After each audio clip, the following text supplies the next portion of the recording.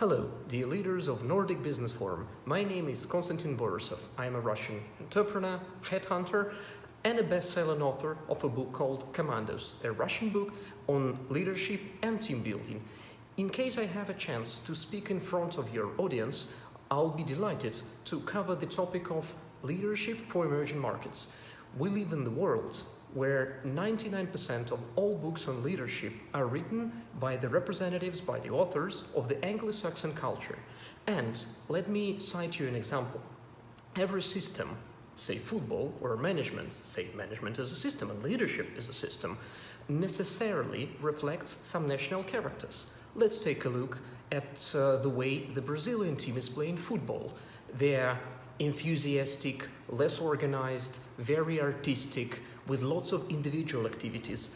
And the same football played by the German team is very athletic, well organized, less personal initiative. It's more of a system. So the game is the same, football, but it's played differently.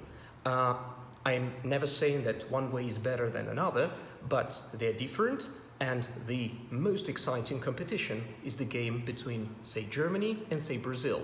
And the same goes for leadership, since most of the books are written by the Anglo-Saxon authors, say American or British or Australians, they normally reflect the way Anglo-Saxon leaders are thinking. And I'm asking myself, why we don't have any sizable leadership books written by the Chinese or Brazilian or Indian or Turkish authors. And it leads us to the fact that Anglo-Saxon thinking on leadership reflects the Anglo-Saxon model of behavior. And if we compare, say, a typical Anglo-Saxon against, say, typical Russian or a typical Brazilian or a typical Indian, an Anglo-Saxon, first of all, is much more rational than emotional. Secondly, he or she is much more self-disciplined, in comparison at least to a typical Russian or a typical Brazilian.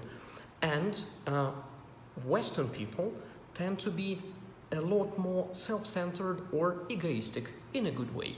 So the leadership books written by the Anglo-Saxon authors are best reflecting the way Anglo-Saxon leaders are acting.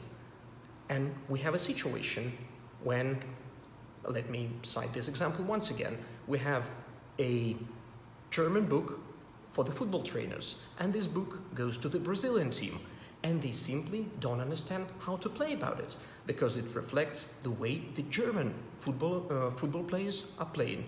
So, I have several very exciting ideas about the way national character is reflected in the leadership. And in my speech, I'm going to cover the topic of whether leadership is an absolutely equal model, which is equal for everyone, or there are some national peculiarities, and if there are, what are they? I'll be delighted to speak in front of your audience and hope to see you in person very soon. Thank you.